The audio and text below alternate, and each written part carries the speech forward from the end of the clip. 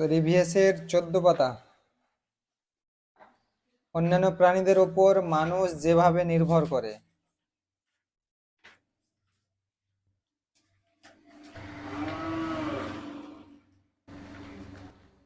প্রাণীরা যেমন উদ্ভিদের উপর নির্ভরশীল, ওরকম উদ্ভিদরা প্রাণীদের উপর নির্ভরশীল। আবার কিছু কিছু প্রাণী রয়েছে যে অন্য প্রাণীর উপরেও নির্ভরশীল। তো ওইরকমই মানুষরাও যেসব প্রাণীর উপরে বিভিন্নভাবে নির্ভরশীল। তো কি কি উদ্দেশ্যে, কি কি কারণে মানুষরা অন্যান্য প্রাণীদের উপরে কিভাবে নির্ভরশীল সেটা জানবো। যেমন খাবারের জন্য, ওষুধের জন্য, বিশেষভাবে এই দুটো কারণে। আর আরেকটা রয়েছে দূষণ কমানোর জন্য। পরিবেশ যে দূষিত হচ্ছে, এই পরিবেশের এই দূষণ, কিছু প্রাণী রয়েছে যারা এই পরিবেশের দূষণতা কম করে। তো প্রথমে যেটা রয়েছে খাবারের জন্য কিভাবে মানুষ অন্যান্য প্রাণীর উপরে নির্ভরশীল।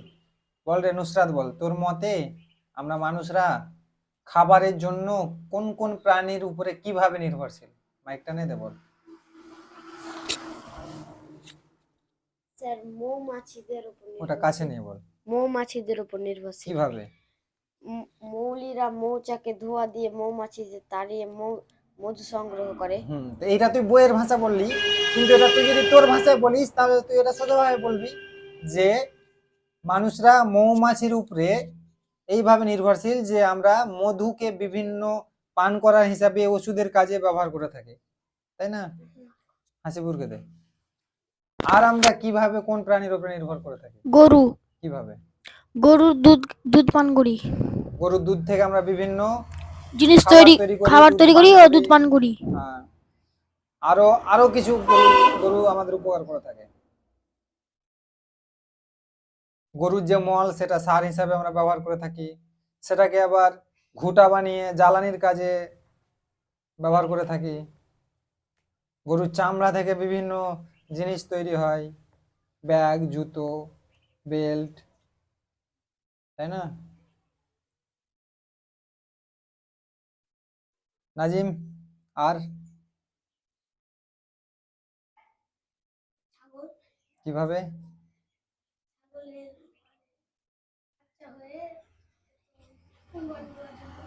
মানে ছাগলে ওটা শুধু কুরবানি বলে না, আখিকাও তো দেয় ছাগলের বাচ্চাকে, তাই না?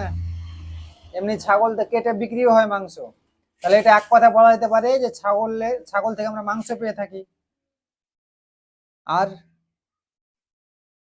এখন ছাগলের দুধ কম মানে কাজে লাগে, মানুষ কম ব্যবহার করে। তাহলে একটা সময় ছিল যখন মানুষ ছাগলের দুধ পান করে জীবনযাপন করত। তারপরে মুরগি, উমারকে দে। মুরগি থেকে কি কি পাই আমরা? ডিম আর মাংস পাই। মুরগির যে মল সেটাও কিন্তু সারের কাজ করে, জৈব সার ওগুলো। তারপরে আবু সুফিয়ান, ওটা অফ হয়ে গেছে নাকি লাইটটা? ওটা সুইচটা প্রেস করতো,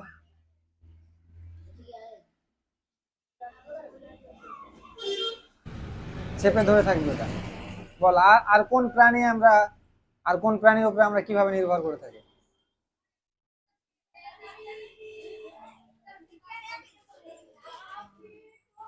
পায়রা। কিভাবে? পায়রার আমরা মাংস পাই। আর পায়রাকে দূত বলা হয়। মানে পায়রা একটা সময় ছিল যে মানুষ চিঠি আদান প্রদানের জন্য পায়রাকে কাজে লাগাতো। একটা সালমান খানের সিনেমা আছে, मैंने प्यार किया, ঠিক আছে? ওতে ওই সিনেমাটায় ওই ওই জিনিসটাকে তুলে ধরা হয়েছে যে পায়রা কিভাবে চিঠি আদান প্রদান করে। ওই জন্য পায়রাকে দূত প্রাণী বলা হয়। দূত, দূত মানে বুঝলি বার্তাবাহক। আমাদের শেষ নবী হযরত মুহাম্মদ সাল্লাল্লাহু আলাইহি সাল্লামকে দূত বলা হয় না, আল্লাহর প্রেরিত দূত বা রসুল। তো দূত মানে হলো বার্তাবাহক, বার্তা মানে খবর। পায়রাও একটা সময় ছিল যখন খবর আদান প্রদান করতো মুখে করে চিঠি নিয়ে গিয়ে, বুঝলি? বল ফাহিম, বল। আর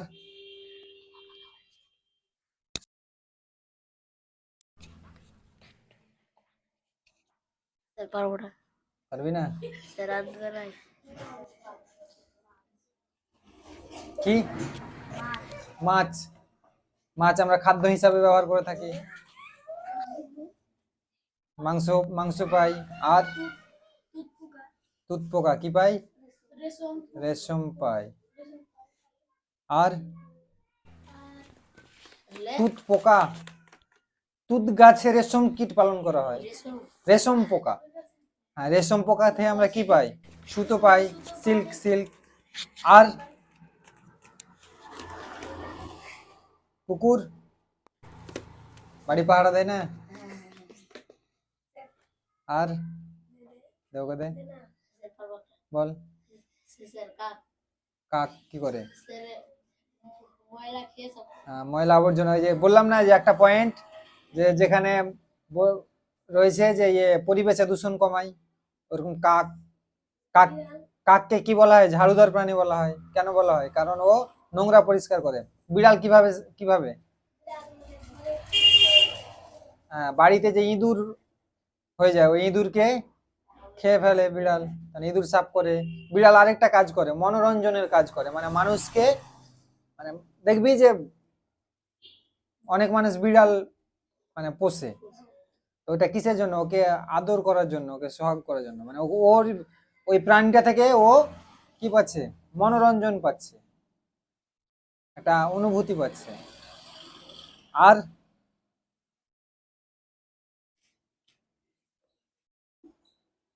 তাহলে খাবার হিসাবে আমরা কোন কোন প্রাণীর উপর নির্ভর করছি খাবারের জন্য? গরু, মুরগি, ছাগল, মৌমাছি, মাছ। আর ওষুধের জন্য আমরা কোন কোন প্রাণীর উপর নির্ভর করছি? মৌমাছি। মৌমাছির মধু থেকে অনেক ওষুধ হয়। তারপরে তারপরে বিভিন্ন সামুদ্রিক প্রাণী আছে, যেমন হাঙর, এই জাতীয় প্রাণীদের থেকে বিভিন্ন ধরনের ভিটামিন পাওয়া যায়। ঠিক আছে। তারপরে হ্যাঁ, জামা কাপড়ের জন্য আমরা বিভিন্ন প্রাণীর উপর নির্ভর করছি, যেমন রেশম কীট। হ্যাঁ, না এখানে শুধু প্রাণীর আলোচনা হচ্ছে, বুঝলি? আর দূষণ কমানোর জন্য যেমন বাজ, কাক, শূকর। দূষণ দূষণ মানে খারাপ হয়ে যাওয়া। এই যে বাতাসে যে ধুলো, ধোঁয়া, এগুলো মিশে বাতাস কি করছে? দূষণ করছে, মানে খারাপ করছে। দূষণ মানে খারাপ হয়ে যাওয়া, নষ্ট করে দেওয়া।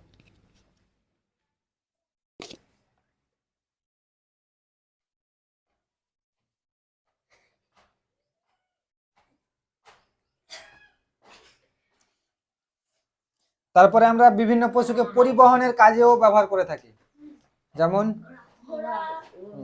আর উটকে মরুভূমির জাহাজ বলা হয়, গাধা মালপত্র বহনের জন্য। আর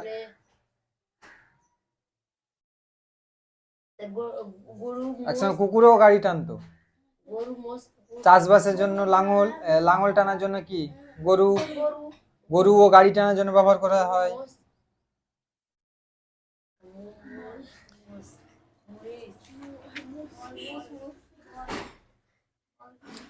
চাষবাসের কাজেও ব্যবহার করা হয়।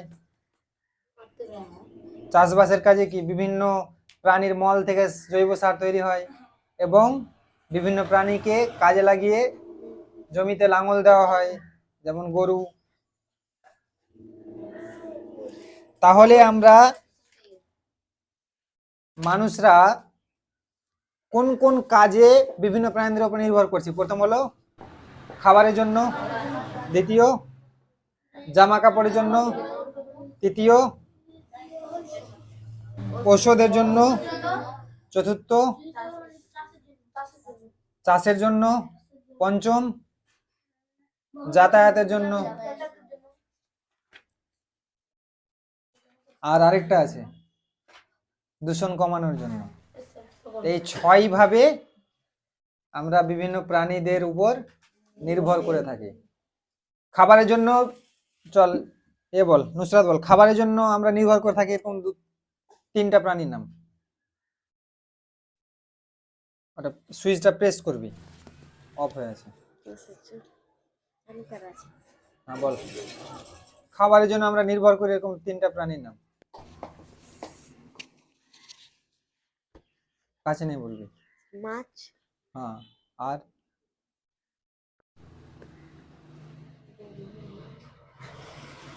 মাছ, গরু, মৌমাছি, ছাগল, মুরগি, পায়রা, কত? তুই বল। জামা কাপড়ের জন্য আমরা নির্ভর করে থাকি এরকম কয়েকটা রেশম কীট। তারপর তুই বল। ওষুধের জন্য আমরা নির্ভর করে থাকি এরকম কয়েকটা প্রাণীর নাম। আছে হুম,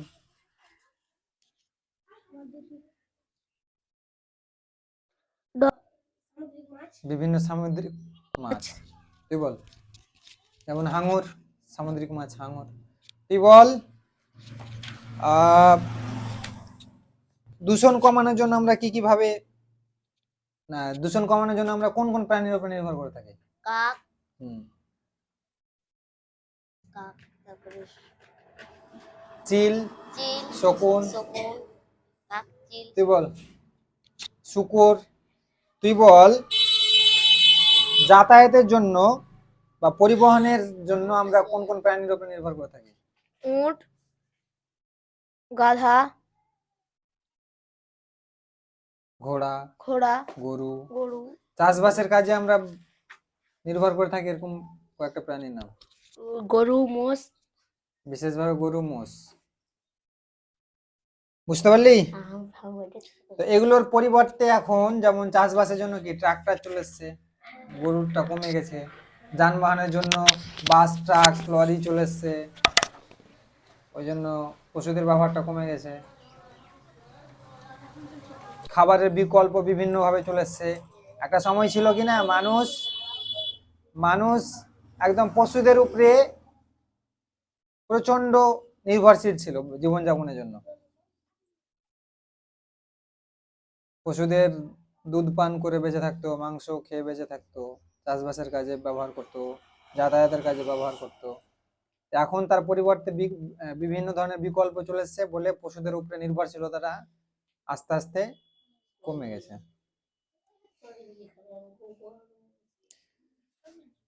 তোরা 19 পেজের দেখ, দই তৈরি,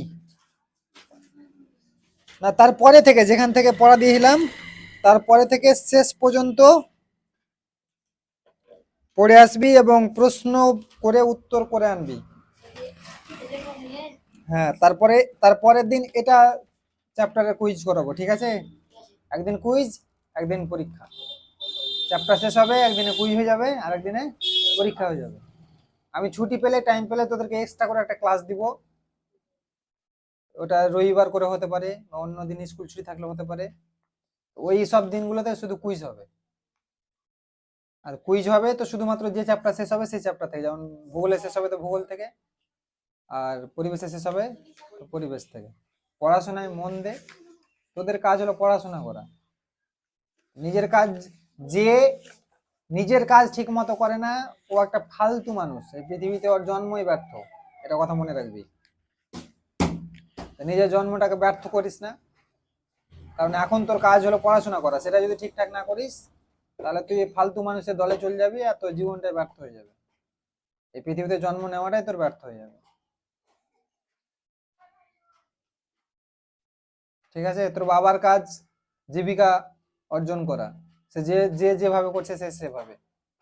কেউ বাইরে গিয়ে, তো কেউ মাস্টারি করে, তো কেউ মাঠে কাজ করে, তো আর বিভিন্ন ভাবে প্রত্যেকের বাবা দেখবি যে বিভিন্ন ভাবে জীবিকা বহন করছে, জীবিকা অর্জন করছে, ইনকাম করছে, যার কারণে তোদের ফুটানি চলছে। তোর বাবার কাজ হলো ওই জীবিকা অর্জন করা। তোর মায়ের কাজ হলো বাড়িতে রান্না বান্না করা, বাড়ির বিভিন্ন দেখাশোনা করা, তোদেরকে লালন পালন করা। সেরকম তোরও তো একটা কর্তব্য আছে, তোরও তো কাজ আছে, নিজের কাজটাকে কেন ছেড়ে দিচ্ছিস?